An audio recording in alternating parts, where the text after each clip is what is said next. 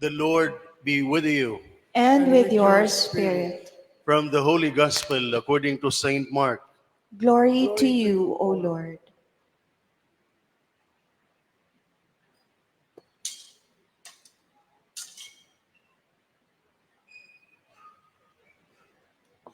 Jesus said to his disciples, "Be watchful, be alert.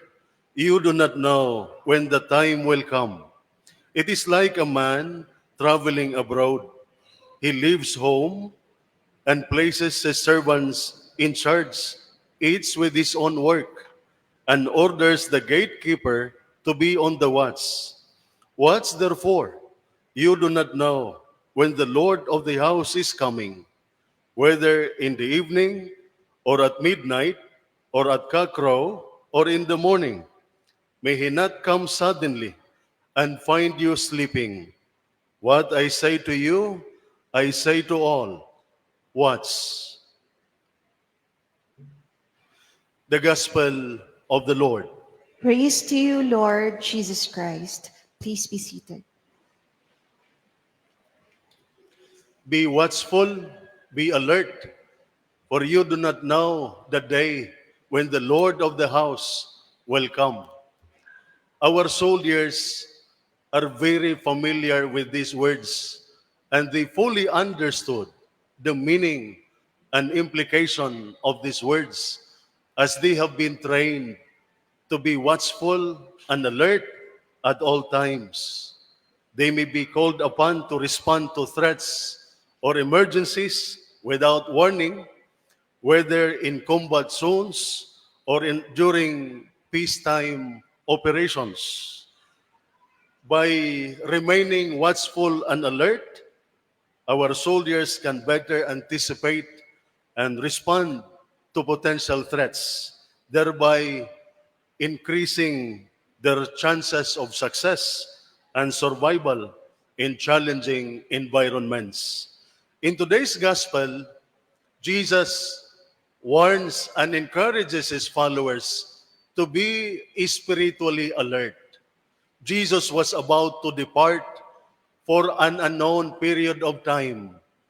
Through their faith and dedication to Jesus, the disciples were like those who have been awakened from spiritual slumber.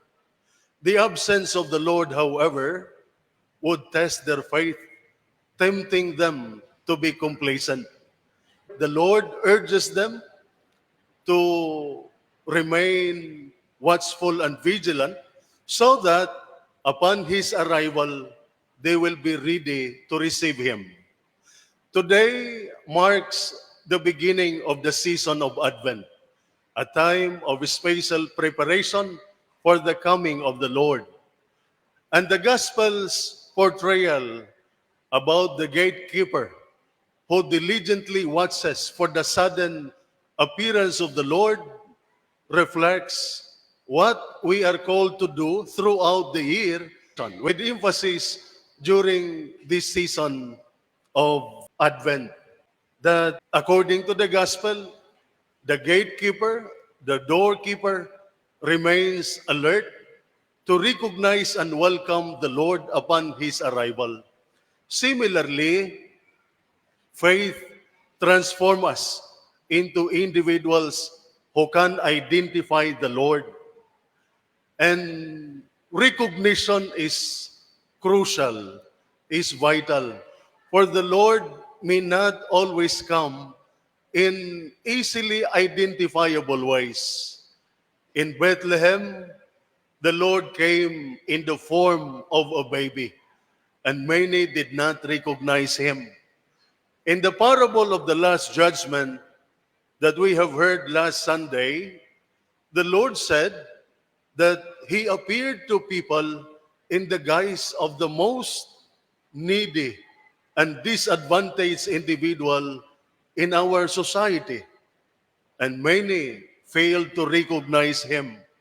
However, people of faith did recognize Him, did minister to Him in this marginalized members of our society, the hungry, the thirsty, the sick, the imprisoned, the naked, and the strangers. Those wicked who were condemned to hell in the last judgment, according to that parable, were likely anticipating as well for the ultimate arrival.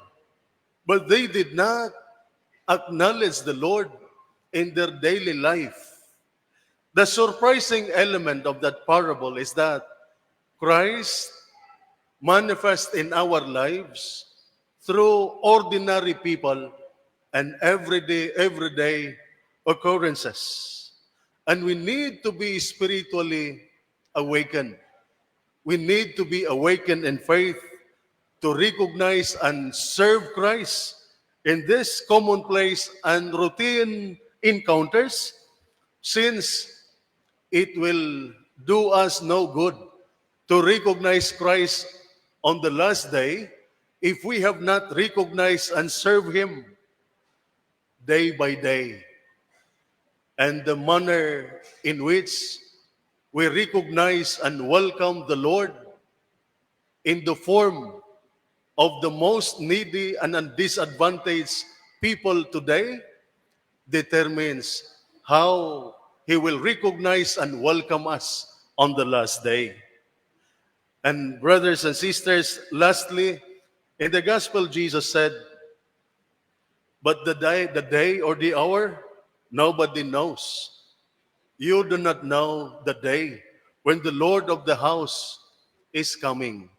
In the verses prior to this, he even said, nobody knows, not even the angels, nor the Son of Man, but only the Father.